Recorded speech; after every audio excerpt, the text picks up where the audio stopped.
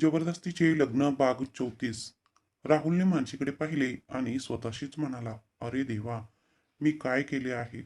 राहुलची झोप पूर्णपणे गायब झाली आणि तो पटकन उठून बसला. मानशीला शांत करण्याचा प्रयत्न करत म्हणाला, बघ मानशी, प्लीज शांत राहा.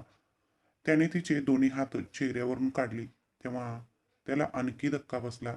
मानशीने तिची नजर खाली केली आणि तिच्या डोळ्यातून अश्रू वाहत होते.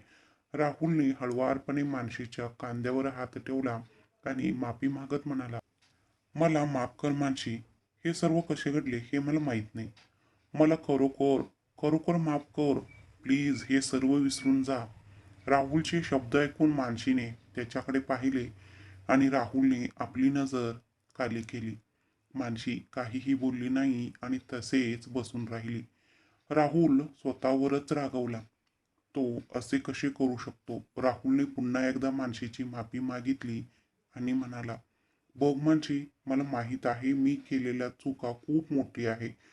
चुकीबद्दल मला माफ कर, पण मी असे काही वचन देऊ शकत नाही की मी पाळू शकेन. राहुलचे शब्द ऐकल्यानंतर मानसीने अजूनही काहीही बोलले नाही. तिने डोळे मिचकावून ऐकले. काय करावे हे तिला कळले नाही. काही सेकंदाचं शांततेनंतर राहुल मानसीला म्हणाला, जा फ्रेश हो. आपण लवकरच निघू. मानसीने स्वतःभोवती ब्लँकेट गुंडाळले आणि बेडवरून उतरू लागली. अचानक तिच्या पायात तीव्र वेदना झाल्याने तिचा तोल गेला आणि ती पडणार होती, पण राहुलने तिला पकडले. राहुलने मानसीला सरळ उभे केले आणि म्हणाला, मी तुला वॉशरूममध्ये सोडतो. शेवटी बराच वेळ गप्प राहिल्यानंतर मानसीने तिचे मौन तोडले आणि राहुलला सौम्य रागाने म्हणाली, नाही, त्याची काही गरज नाही, मी स्वतः जाते. असं म्हणत मानसीने अडकळत्या पावलांनी वॉशरूमकडे चालू लागले.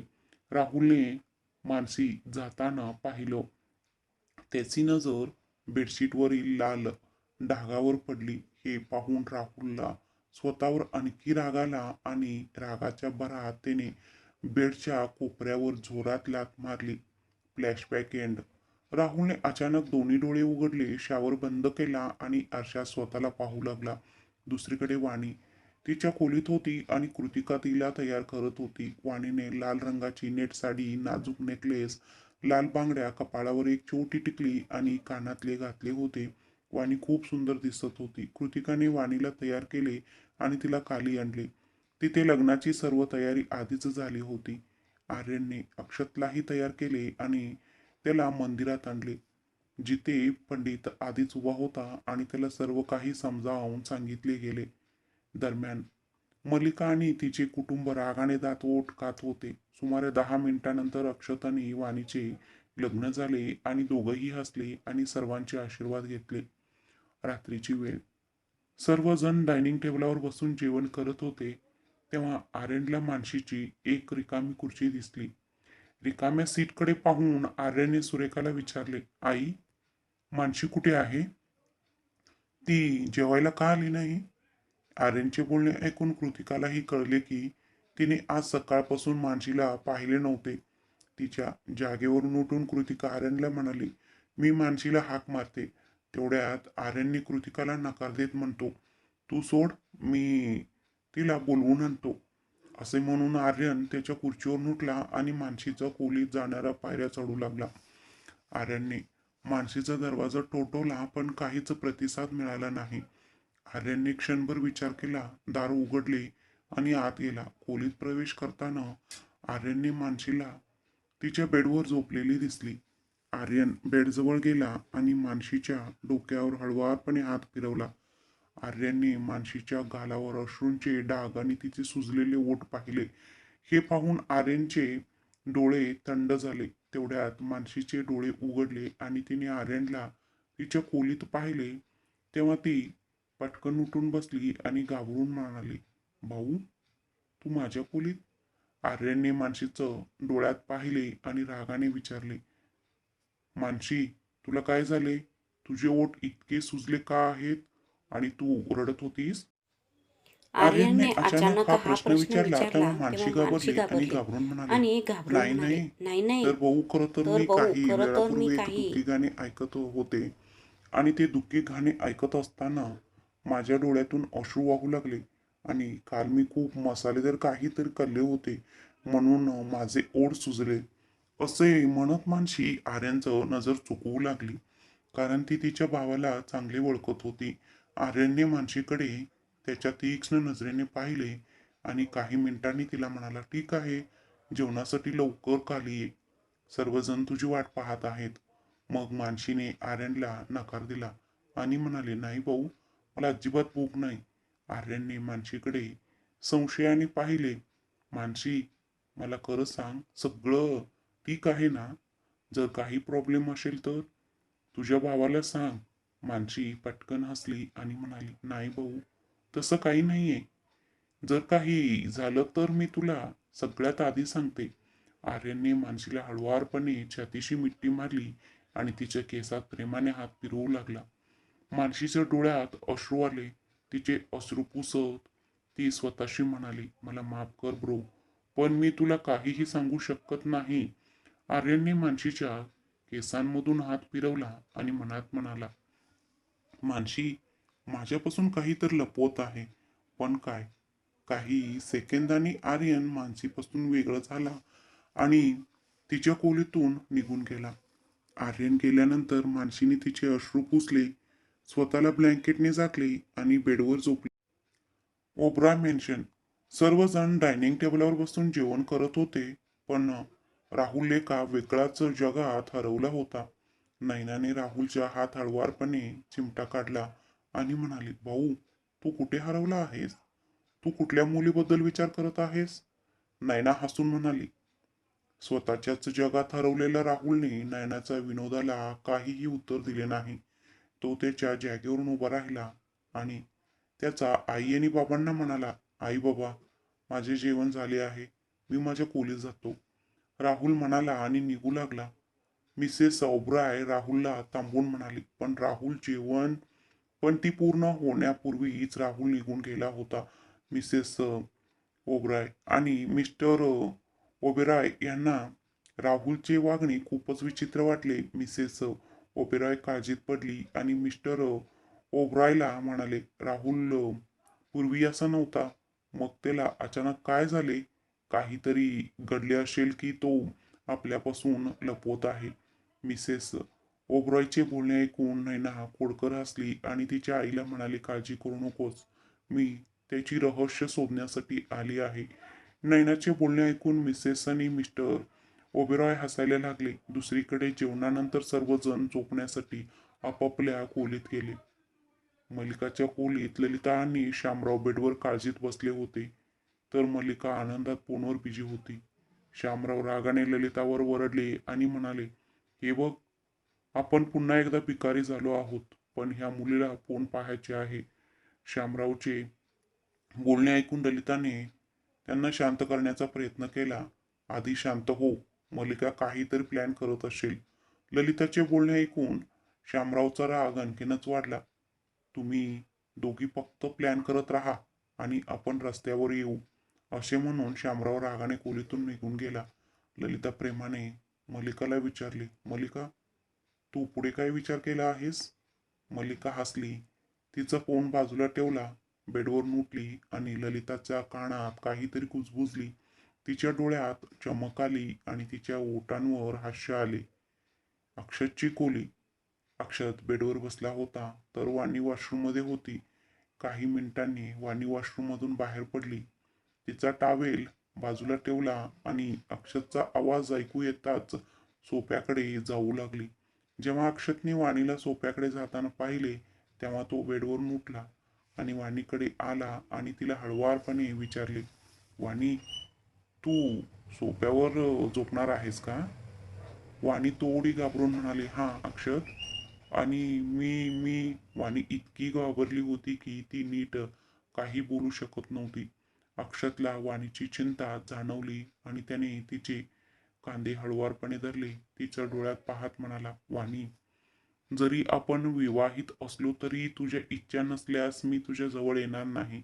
आपण आज पती पत्नी झालो, पण त्याआधी आपण मित्र होतो आणि नेहमीच राहू. म्हणून मला वाटत नाही की तुला घाबरण्याची गरज आहे. म्हणून जा आणि बेडवर आरामात झोप. वाणीने आश्चर्याने त्याच्याकडे पाहिले, पण नंतर हळूहळू मान हलवली आणि बेडवर जाऊन झोपली. अक्षतनेही लाईट बंद केली आणि त्याच्या जागी जाऊन झोपला. इकडे आर्यनची खोली. आर्यन आणि कृतिका बेडवर झोपले होते. कृतिकाने आर्यनच्या छातीवर डोके ठेवले. आर्यनच्या चेहऱ्याकडे पाहिले, जो काहीतरी विचार करत होता. जेव्हा कृतिकाला ते सहन होत नव्हते, जेव्हा हे घडले, तेव्हा तिने आर्यनला विचारले, आर्यन काय झाले? तू खूप अस्वस्थ दिसतोयस. कृतिकाचा आवाज ऐकून आर्यनने कृतिकाकडे पाहिले आणि तिच्या केसांचे चुंबन घेतले आणि म्हणाला, कृतिका, मला मानसीचे वागणे आज पहिल्यांदा आवडला नाही. नेहमी आनंदी असणारी मानसीच्या डोळ्यात मी अश्रू पाहिले आणि ती खूप अस्वस्थ दिसत होती. मी तिला विचारले, पण तिने काहीही सांगितले नाही. आर्यनचे बोलणे ऐकून कृतिकालाही धक्का बसला. तिलाही तेच लक्षात आले होते. पण नंतर तिने त्याबद्दल जास्त विचार केला नाही. पण आता आर्यनकडून हे ऐकल्यानंतर कृतिकालाही मानसीचे काय झाले आहे याचा विचार करायला भाग पाडले गेले. पण कृतिकाला आर्यनने काळजी करू नये असे वाटत होते. म्हणून आर्यनला सांत्वन देताना ती म्हणाली, आर्यन, तू काळजी करू नकोस. मी उद्या मानशीशी याबद्दल बोलेन आणि कुणाला माहीत आहे तिला आईच्या तब्येतीची काळजी असेल. म्हणूनच तू काळजी करू नकोस आणि शांत झोप. असे म्हणत कृतिका अतिशय निरागसपणे त्याच्या दोन्ही डोळ्यांवर हात ठेवला. कृतिकाच्या निरागसतेवर आर्यनच्या ओठांवर हलकेसे स्मित हास्य आले आणि त्यांनी कृतिकाला आपल्या मिठीत घेऊन दोन्ही डोळे मिटले.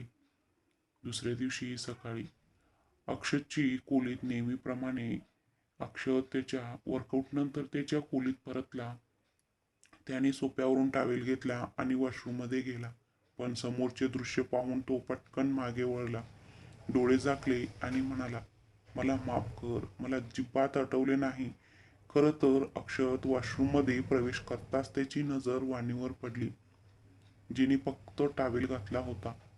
अक्षतला अचानक तिच्या समोर पाहून वाणी घाबरली आणि वरडली.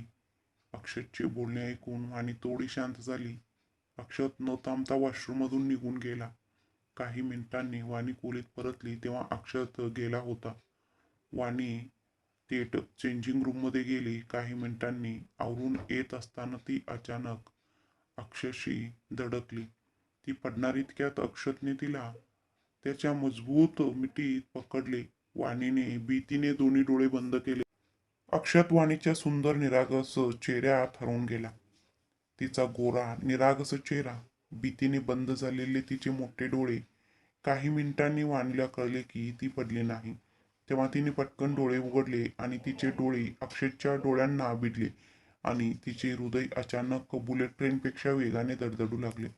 काही मिनिटे दोघंही एकमेकांच्या डोळ्यात असेच पाहत होते. मग अक्षत शुद्धीवर आला आणि त्याने वाणीला सरळ उभे केले आणि तिला विचारले, तुला कुठे दुखापत झाली नाही ना?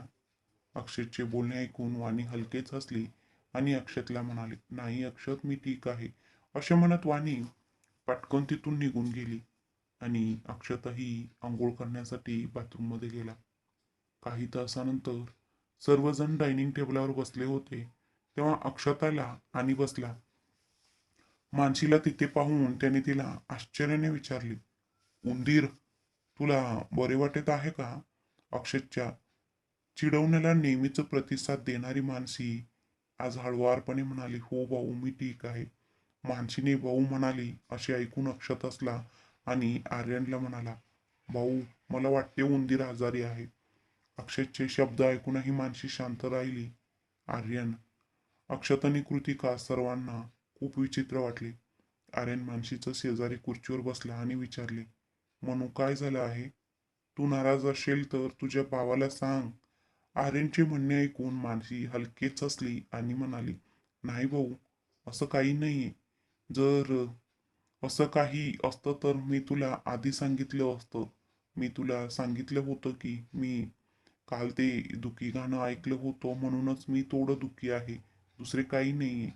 आर्यनला मानसीच्या बोलण्यावर विश्वास बसला नाही, पण त्याने आतासाठी शांत राहू दिले. इतक्यात वाणी नाश्ता घेऊन आली आणि स्वतःच्या हातांनी सर्वांना सर्व करू लागली. सुरेखा हसली आणि वाणीला म्हणाली, बाळा, तूही आमच्या सोबत बसून नाश्ता करू शकतेस. वाणीने किंचित हसून नकार दिला आणि म्हणाली, नाही आई, आधी तुम्ही नाश्ता करून घ्या, मग मी नाश्ता करते. वाणी अजूनही बोलत असतानाच अक्षत त्याचा जागेवरून उठला, तिच्याकडे गेला, तिचा हात धरला आणि तिला त्याच्या शेजारी बसवले आणि म्हणाला, वाणी, तूही आमच्या सोबत नाश्ता करशील. अक्षतचे बोलणे ऐकून सर्वजण हसले, तर मल्लिका आणि तिचे घरचे शांतच होते. सर्वजण नाश्ता केले आणि सर्वांना खूप आनंद झाला. सर्वांनी वाणीला अनेक भेटवस्तू दिल्या, ज्यामुळे वाणी खूप आनंदी झाली. काही वेळाने सर्वजण नाश्ता संपवून आपापल्या कामाला लागले. नाश्त्यानंतर मल्लिकाने तिच्या आईला सांगितल्याप्रमाणे ललिता सुरेखाला विचारले की ती आजारी आहे आणि तिला आणि तिच्या नवऱ्याला ताबडतोब त्यांच्या घरी जावं लागणार आहे. जर तुम्ही काही महिने मल्लिकाला इथेच राहू द्याल का? सुरेखा स्वभावाने खूप निष्पाप होती आणि लगेचच यावर सहमती दर्शवली, कारण मल्लिकाला तिच्या स्वतःच्या मुलासारखीच समजत होती. नवरा बायको दोघांनीही त्यांच्या बॅग पॅक केल्या आणि शिंगाणे मेन्शन सोडला.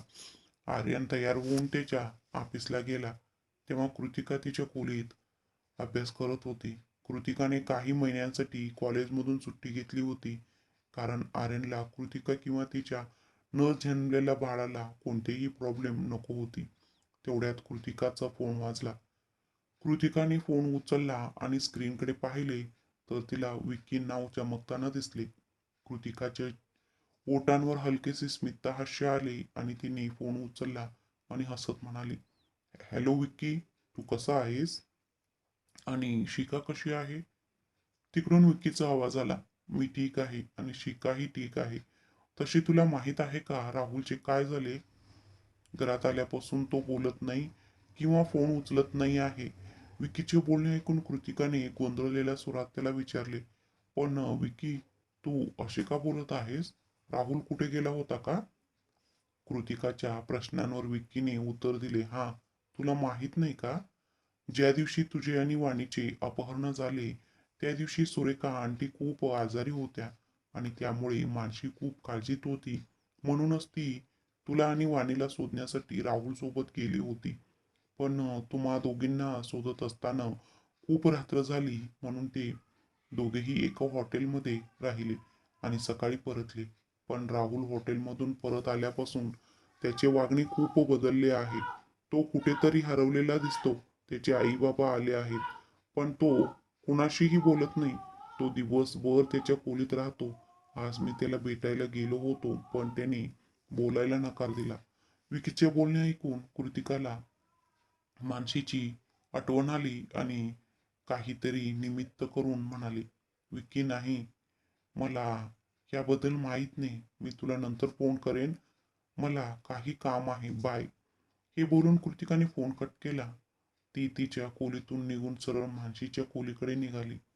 कृतिका मानसीच्या खोलीत पोचली आणि हळुवारपणे दार ठोठावले. तिला आतून मानसीचं मऊ आवाज ऐकू आला, आत या. मानसीची नजर दारावर पडताच तिच्या ओठांवर एक मंद हास्य उमटले. कृतिकाकडे पाहून तिने विचारले, कृतिका, तू इथे कसं काय? कृतिका देखील मानसीकडे पाहून किंचित हसून जवळ येऊन बेडवर बसली आणि तिच्या डोळ्यात पाहून विचारले, मानसी, खरं सांग काय झालंय? कृतिकाचं बोलणं ऐकून मानसी घाबरली, पण दुसऱ्याच क्षणी शांत होत ती लगेच म्हणाली, काय झालंय? कृतिका, काहीच नाही. यावेळी कृतिका मानसीला ठामपणे विचारते, तू मला असं सांगणार नाहीस ना? कृतिकाचे बोलणे ऐकून मानसीने जबरदस्तीने हसून म्हटले, कृती, जर काही असेल तर मी तुला सांगेन, पण काहीच नाही. तू अनावश्यक काळजी करत आहेस. कृतिकाने मानसीच्या डोळ्यात पाहिले आणि विचारले, ज्या दिवशी वाणी आणि माझे अपहरण झाले त्या दिवशी तू राहुल सोबत आम्हाला शोधण्यासाठी गेली होतीस आणि त्यानंतर तू राहुल सोबत एका हॉटेलमध्येही राहिली होतीस, पण तू घरी कुणाला हे का सांगितले नाहीस? कृतिकाकडून सत्य ऐकून मानसीचा चेहरा फिकट पडला आणि तिच्या डोळ्यात अश्रू आले. कृतिकाने मानशीचे कांदे धरले आणि तिला हलवत म्हणाली, मानशी, मला सांग काय झालं. मानशीने तिच्या खांद्यावरून कृतिकाचे हात काढून चेहरा बाजूला केला आणि खोटे बोलली, नाही कृतिका, मी तुला सांगत आहे असं काही नाहीये. कृतिकाला समजले की मानशी तिला काहीही सांगणार नाही, म्हणून ती बेडवरून उठली आणि मानशीला रागाने म्हणाली, ठीक आहे, जर तुला मला काहीही सांगायचे नसेल तर ठीक आहे, मी थेट राहुलशी बोलेन, कारण तू मला काहीही सांगणार नाहीस. असे म्हणत कृतिका मानशीच्या खोलीतून बाहेर पडू लागली. मानशी पटकन उठली, तिचा हात धरला आणि रडत रडत तिला म्हणाली, प्लीज कृतिका, मी शपथ घेते की तू राहुलला याबद्दल विचारणार नाहीस. कृतिकाने मानशीकडे पाहिले, जिच्या डोळ्यात अश्रू होते. प्रथम कृतिकाने मानशीला बेडवर बसवले आणि नंतर तिला म्हणाली, ठीक आहे, मी राहुलला ह्याबद्दल विचारणार नाही, पण तुला मला सत्य सांगावे लागेल, पण त्याआधी रडणे थांबव. असे म्हणत कृतिकाने मानशीचे अश्रू पुसले आणि तिला म्हणाली, आत्ता मला सांग, काय झाले. मानशीने एक दीर्घ श्वास घेतला आणि तिचा हात पुढे करत कृतिकाला म्हणाले, मी तुला सत्य सांगेन, पण आधी तू मला वचन दे की तू ह्याबद्दल कुणालाही सांगणार नाहीस, आर्यन भाऊलाही नाही.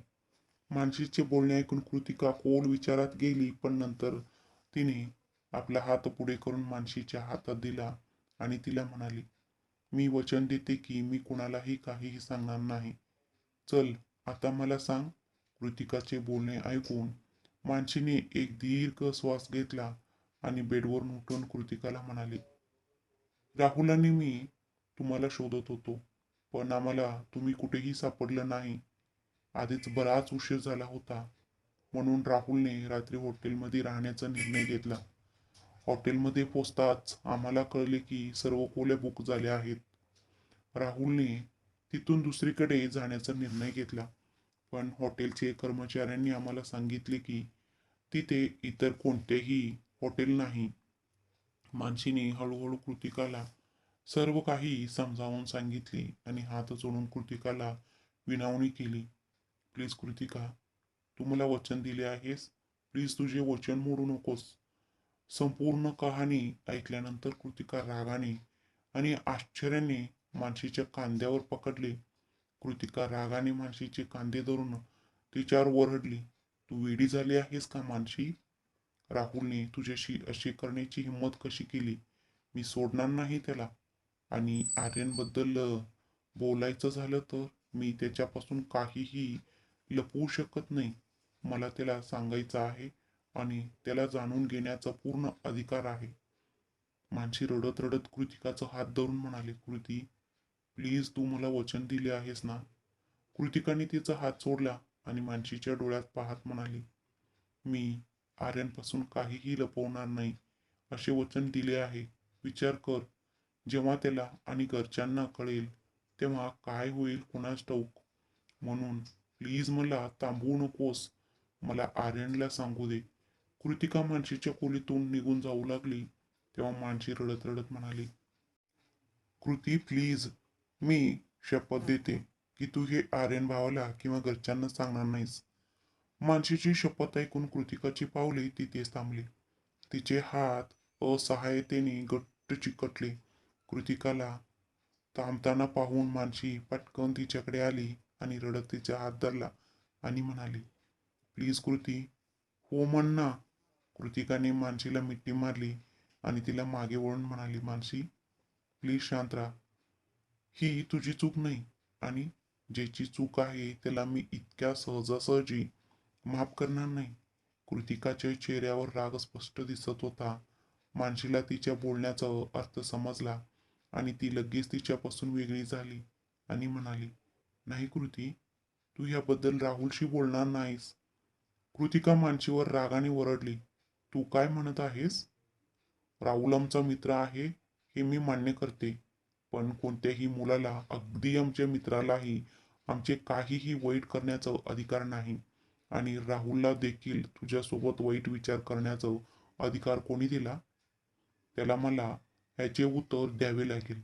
मानसी कृतिकाचं राग चांगल्या प्रकारे ओळखत होती कारण कृतिका अशी मुलगी नव्हती जी अन्याय सहन करेल किंवा गप्प बसेल. ती नेहमीच निर्भय आणि धाडशी होती. काहीही झाले तरी चुकीच्यांना शिक्षा देण्यासाठी दृढनिश्चयी होती. मानसीने कृतिकाचा हात धरला आणि तिला थांबवले आणि म्हणाली, प्लीज कृती, जे घडले ते विसरून जा. मी ही सर्व काही विसरले आहे. मग गोष्ट पुढे का वाढवायचं आहे तुला? मानसीचे बोलणे ऐकून कृतिका आश्चर्याने तिच्या चेहऱ्याकडे पाहत म्हणाली, मानसी, तू राहुलला माफ केले असेल तरी तू हे सर्व बोलत आहेस यावर मला विश्वास बसत नाहीये. पण मी असे कधीही करणार नाही आणि त्याला माझ्या प्रश्नाचे उत्तर द्यावे लागेल. असे म्हणत कृतिका रागाने मानसीच्या खोलीतून बाहेर पडली आणि मानसी तिथेच उभी राहून तिला जाताना पाहत राहिली. मल्लिका मानसीच्या खोलीबाहेर उभी होती. कृतिकाला खोलीतून बाहेर जाताना पाहताच ती लगेच टेबल मागे लपली. कृतिका निघून गेल्यानंतर मल्लिका टेबलाबाहेर आली आणि हसत म्हणाली, ओ माय गॉड आर्यन, आता बघ मी तुझे नाते कसे क्षणात संपवते. असे म्हणून मल्लिकाने तिचा फोन काढला, कोणाला तरी फोन केला आणि हसून निघून गेली. काही तासानंतर एक मोठ्या गेट समोर एक गाडी थांबली. कृतिका दार उघडून बाहेर पडली आणि आत जाऊ लागली. गेट समोर उभा असलेल्या गार्डने कृतिकाचे हसत स्वागत केले, कारण दोन्ही गार्ड तिला चांगले ओळखत होते. कृतिका त्यांच्या लग्नापूर्वी राहुलच्या घरी अनेक वेळा आली होती. कृतिका परत हसली. गार्डने लगेच तिच्यासाठी दार उघडले आणि कृतिका आत गेली. कृतिका हॉलमध्ये आली तेव्हा तिला राहुलचे आई बाबा आणि नैना हॉलमध्ये बसून टीव्ही पाहत असल्याचे दिसले. नैनेची नजर कृतिकावर पडताच तिच्या ओठांवर एक मोठे स्मित हास्य आले आणि ती आनंदाने म्हणाली, कृतिका दीदी. कृतिकाच्या ओठांवरही एक हलके स्मित हास्य आले. नैनाचे बोलणे ऐकून राहुलच्या आई वडिलांनी मान वळवली आणि कृतिकाकडे पाहिले. कृतिका हसत त्यांच्याकडे आली आणि हात जोडून नमस्कार केला. हॅलो अंकल, हॅलो आंटी, तुम्ही सर्व कसे आहात? आणि राहुल कुठे आहे? तो दिसत नाहीये. कृतिका इकडे तिकडे पाहत म्हणाली. कृतिकाचे बोलणे ऐकून नयनाने तोंड वळवले आणि कृतिकाकडे तक्रार केली, दी, मला माहित नाही ब्रोला काय झाले आहे. आम्ही आल्यापासून तो बोलत नाही आणि त्याच्या खोलीतून बाहेर पडत नाही. मी जेव्हा जेव्हा त्याला पाहते तेव्हा तो त्याच्या खोलीतच राहतो. विकी ब्रो देखील त्याला सोबत घेऊन जाण्यासाठी आला, पण त्याने स्पष्टपणे नकार दिला. हा, तो कुठे व्यस्त आहे हे मला माहीत नाही. असे म्हणत नैनाने टीव्हीचा रिमोट उचलला आणि चॅनल बदलू लागली. राहुलच्या आईने हसून कृतिकाला विचारले, बाळा, तू राहुलला चांगले ओळखतेस, मग तुला माहित आहे का त्याला काय झाले आहे? राहुलच्या आईचे बोलणे ऐकून कृतिका जबरदस्तीने हसली आणि म्हणाली, काही नाही आंटी, तो खूप स्टडी करत असेल. काळजी करू नका, मी त्याला भेटायला जाते. असे म्हणत कृतिका राहुलच्या खोलीकडे पायऱ्या चढू लागली. राहुलच्या खोलीच्या दारापाशी पोचताच कृतिकाने हळू हळू दार उघडले. दार लगेच उघडले. कृतिकाने खोलीत पाहिले तेव्हा राहुल बेडवर पोटावर झोपलेला होता. कृतिकाने मागे वळून आतून दार लावले. आवाज ऐकून राहुल रागाने न पाहता म्हणाला, नैना, मी तुला सांगितले होते की मला तुझ्यासोबत खेळायचे नाही. तू इथून निघून जा. राहुलचे बोलणे ऐकून कृतिका त्याला रागाने म्हणाली, नैना नाही तर कृतिका आहे. कृतिकाचा आवाज ऐकून राहुलने आश्चर्याने कृतिकाकडे पाहिले आणि पटकन बेडवरून उठून तिच्याकडे आला आणि राहुलने कृतिकाला मोठ्या आश्चर्याने विचारले, कृतिका, आर्यनही इथे आला आहे का? कृतिका उत्तर देत नाही आणि रागाच्या भरात तिने राहुलच्या गालावर चापट मारली, ज्यामुळे राहुलचा गाल एका बाजूला वाकला. राहुलने त्याचा हात त्याच्या गालावर ठेवला आणि आश्चर्याने कृतिकाकडे पाहू लागला. कृतिकाने यापूर्वी कधीही त्याच्यावर हात उचलला नव्हता. मग आज अचानक कृतिकाने त्याच्यावर हात का उचलला? राहुलने आश्चर्याने कृतिकाला विचारले, कृतिका, काय झाले? राहुलचे बोलणे ऐकून कृतिका रागाने वरडली, राहुल, तू मला विचारतोयस का काय झाले? मी तुला विचारायला हवे होते. राहुलला कृतिकाचे शब्द अजिबात समजले नाहीत त्याने गोंधळात कृतिकाचे खांद्यावर हात ठेवून म्हणाला, मला काही सांगशील का? तुला काय झालंय? कृतिकाने रागाने राहुलचा हात झटकला आणि दात ओठ खात म्हणाली, राहुल, मला स्पर्श करण्याचा विचारही करू नकोस. कारण तुझा स्पर्श मला तिरस्कार देतो. मी कधीच कल्पना केली नव्हती की माझा मित्र एखाद्या मुलीशी असे करू शकेल. हे बोलताना कृतिकाचं डोळ्यात अश्रू आले. तिने रागाने राहुलची कॉलर धरली आणि ओरडली, राहुल, मानशीशी असे सर्व करून तुला काय मिळाले? मला सांग, तुला काय शांती मिळाली? मानशीचा आनंद हिरावून तुला काय मिळाले? नेहमीच हसणारी मुलगी आज शांत झाली आहे. कुणामुळे? फक्त तुझ्यामुळे. राहुल, मला उत्तर दे. तुला काय मिळाले? तुला काय मिळाले? कृतिकाच्या तोंडून पूर्ण सत्य ऐकून राहुलचा चेहरा पिका पडला. त्याने एक दीर्घ श्वास घेत कृतिकाला म्हणाला, कृतिका, कृतिका माझी ऐक. मी चूक केली हे मी मान्य करतो. पण मी शपथ घेतो की मी हे जाणून बुजून केले नाही. मला माहीत नाही की मी हे सर्व कसे केले. तू मला ओळखतेस. मी असे काहीही करण्याची कल्पनाही करू शकत नाही. म्हणून मी हे कसे केले हे मला माहीत नाही.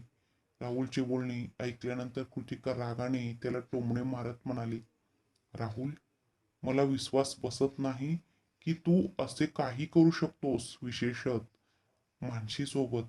पण एक गोष्ट लक्षात ठेव, जर मानशीला तुझ्यामुळे काही प्रॉब्लेम आला तर मी तुला सोडणार नाही. जर तुझ्या जागी दुसरे कोणी असते तर मी त्यांना आत्ताच तुरुंगात पाठवले असते. पण मी असं करू शकत नाही, कारण तू माझा मित्र आहेस.